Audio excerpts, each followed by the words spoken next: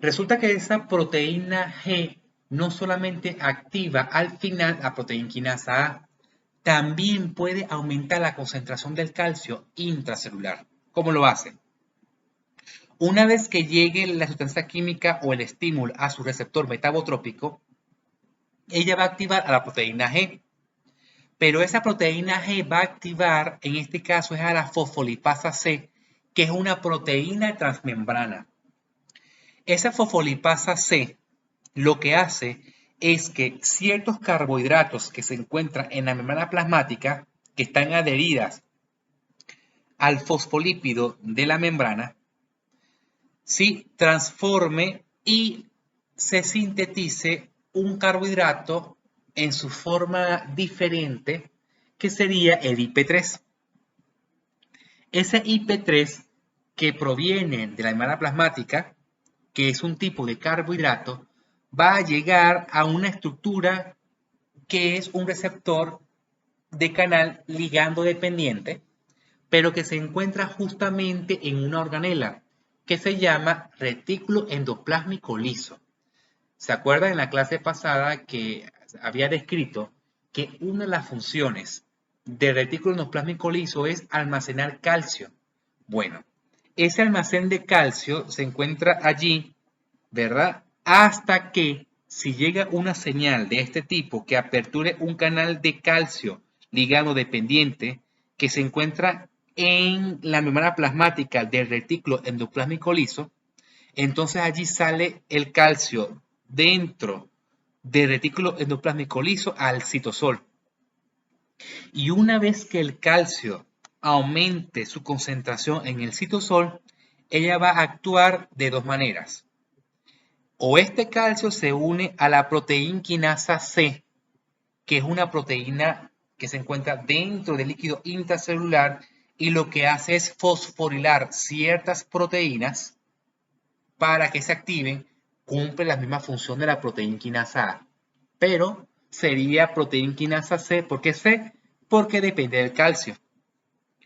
O también este calcio se une a otras proteínas que son proteínas de calcio ligando dependientes, entonces que depende del calcio para su activación y al final ambas proteínas generan una respuesta celular.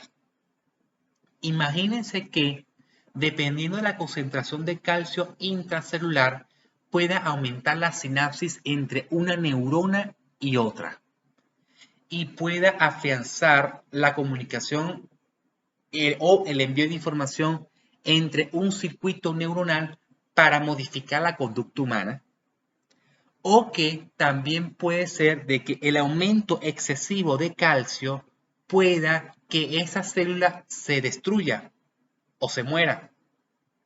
Entonces, dependiendo de la concentración de calcio intracelular, puede generar cambios o positivos o negativos dependiendo de su concentración. Entonces, por esa razón, el estudio del calcio intracelular es muy importante, ¿sí? Y existen sustancias químicas que pueden o aumentar el calcio intracelular o disminuir el calcio intracelular, o ciertas conductas o ciertos factores que puedan aumentar o disminuir el calcio. También se está relacionando la concentración de calcio con ciertos factores neurotróficos para cambiar la forma celular. ¿Ok? Imagínense que al aumentar el calcio intracelular puedan aumentar el tamaño, por ejemplo, de la neurona. Y eso favorece a la sinapsis química entre una neurona y otra.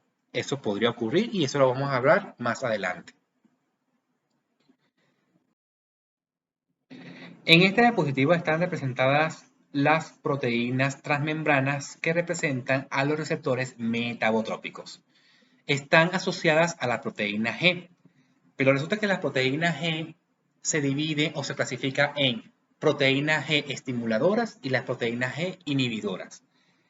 Dentro de las proteínas G estimuladoras están la proteína GS y la proteína GQ. Y la proteína G inhibidora está representada por la proteína GI. ¿Por qué se llaman estimuladoras e inhibidoras? Las estimuladoras porque, por ejemplo, en el caso de la proteína GS activa a la proteína quinasa A, lo que hace es que fosforile a otras proteínas y hay una respuesta celular. Mientras que la proteína GQ lo que hace es aumentar el calcio intracelular, que al final genera la respuesta celular dependiente de la concentración del calcio intracelular. Pero la proteína GI, que es inhibidora, me va a inhibir la actividad de la proteinquinasa A, por ende no me va a fosforilar a las otras proteínas y me va a inhibir la respuesta celular. Si se dan cuenta aquí, estos receptores tienen unos nombres. Por ejemplo, este receptor se llama receptor beta adrenérgico, que va a depender del neurotransmisor norepinefrina. Eso quiere decir de que este receptor beta adrenérgico, para su activación depende del neurotransmisor norepinefrina que se una a ese receptor, ese neurotransmisor, y que se active a esta proteína GS. Este receptor mGlu-R es el receptor metabotrópico de glutamato y fíjense que me va a activar a la proteína GQ. Pero este receptor de dopamina D2 me va a inhibir la actividad de la proteinquinasa A porque me activa a la proteína GI. Si esta dopamina, ¿verdad? Que es el neurotransmisor, interactúa con este receptor metabotrópico D2, me va a activar a esta proteína G y esta proteína G lo que va a hacer es inhibir a la adeninato ciclasa y al final me va a inhibir la actividad de la proteinquinasa A. Si se dan cuenta, entonces cada receptor metabotrópico va a ser específico para cada neurotransmisor. Y los neurotransmisores pueden ser o que activen la respuesta celular o neuronal, o me va a inhibir la respuesta celular o neuronal en el caso de este receptor D2 de dopamina. Y existe una clasificación de receptores de dopamina, existe una clasificación de receptores de glutamato y existe una clasificación de receptores de norepinefrina, que algunas activan y otras inhiben. Y va a depender del circuito neuronal del cual estemos estudiando para relacionar estos receptores para su activación o inhibición de ciertos circuitos neuronales. Entonces, existe proteínas transmembrana que funcionan para mediar la señal dentro de la célula y específicamente dentro de la neurona. Entonces, hemos hablado de receptores metabotrópicos, que es mediado por la proteína G. Existen receptores tipo canal, por ejemplo, si aquí aparece el estímulo que es señal eléctrica, entonces estamos hablando de un canal voltaje dependiente. Y tenemos otros receptores que es dependiente de la tirosinquinasa, ¿ok? Lo que hace es fosforilar ciertas proteínas que tengan tirosina, que es un aminoácido, y que generen cambios de su conformación y cambian su actividad. Fíjense que en este ejemplo de receptor metabotrópico, una vez activado la proteína G, activa la proteinquinasa A y esta proteinquinasa A activa ciertos genes en el núcleo celular y generan la expresión de ciertas proteínas, ¿no? Por ejemplo, aquí tenemos el gen, el ARN mensajero, sale del núcleo, se une a los ribosomas, genera una secuencia de aminoácidos que al final genere una proteína. O puede ser de que este calcio que ingresó por cambio de voltaje, este calcio se une a una proteína que es la calmodulina y este complejo calcio-calmodulina también expresa algunos genes que al final genera la traducción y la expresión de ciertas proteínas, o bien sea que este receptor genera fosforilación de otras proteínas que se llaman MAP quinasa, que al final genera la activación del código genético y la expresión de ciertas proteínas.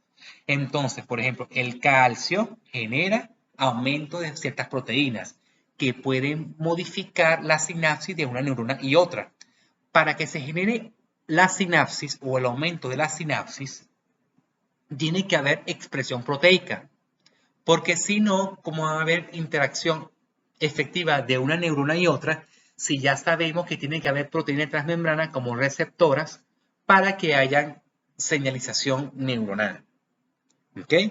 Entonces, fíjense que la proteína quinasa A les dije que puede participar en el aprendizaje y el calcio puede aumentar la plasticidad neuronal, que quiere decir aumento de la conexión entre una neurona y otra a través de sinapsis, o puede ser de que ocurra la muerte celular.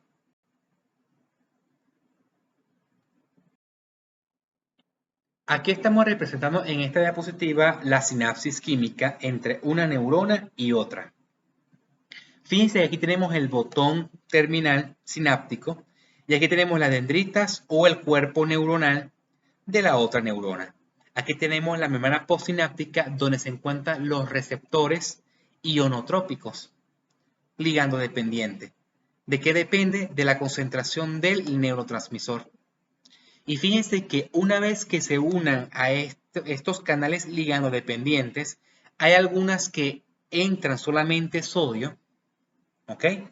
O unas entran más sodio que la salida de potasio, pero van a haber unos canales que ingresan calcio, ¿ok? O sea, que llega el neurotransmisor e ingresa calcio al líquido intracelular. Y fíjense que aquí el calcio intracelular, que es ingresado a través de este canal, más adelante vamos a ver que este receptor tipo canal es un receptor mixto. Es voltaje dependiente y al mismo tiempo es ligando dependiente, ¿ok? Que es el receptor NMDA de glutamato. Eso lo vamos a ver más adelante en neurotransmisores. Entonces, este calcio intracelular, por ejemplo, se une a una proteína que se llama calmodulina. Este receptor, ¿verdad? También puede ser que active estas proteínas quinasas a través de la concentración de calcio intracelular, que al final puede ser de que active también a la proteína quinasa A, y eso hace que transforme el ATP en AMP cíclico y que al activar la proteína quinasa A genere la expresión del código genético. Esta expresión del código genético generan proteínas y estas proteínas hacen que aumente la sinapsis entre esta neurona y esta neurona. Fíjense que esta es la fase inicial, o sea que solamente existía una sola sinapsis, pero ahora gracias a la expresión génica de las proteínas hace de que exista una nueva conexión entre esta neurona y esta otra y genere una nueva sinapsis. Este proceso se llama plasticidad neuronal, que hizo que aumentara la sinapsis química entre estas neuronas y esta neurona. ¿Ok?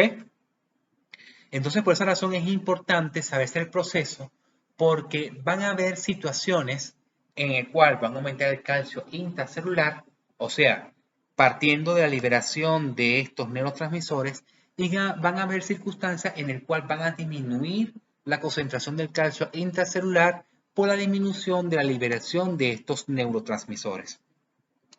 Y que al final, como comenzó aquí por la activación de los receptores ionotrópicos ligando dependientes, al final también se conecta con la activación de ciertas enzimas que lo podría estar activando los receptores metabotrópicos dependientes de la proteína G. O sea que hay una conexión